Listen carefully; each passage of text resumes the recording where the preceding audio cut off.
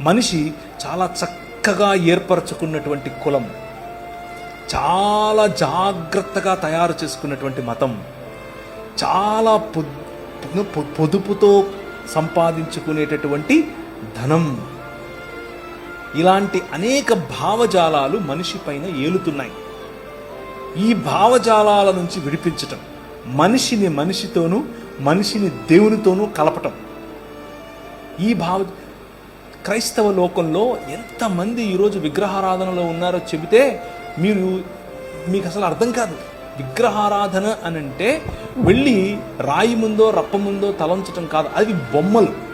బొమ్మకు విగ్రహానికి ఉన్న తేడా ఏమిటి అని అంటే ప్రతి విగ్రహము వెనుక ఒక భావజాలం ఉంటుంది. ఆ భావజాలం మనిషి పైన రాజ్యం చేస్తుంది.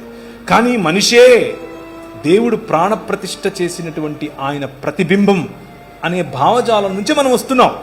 ఈ భావజాలానికి ఆ భావజాలానికి పడదు. అది మనం అర్థం చేసుకోవాలి.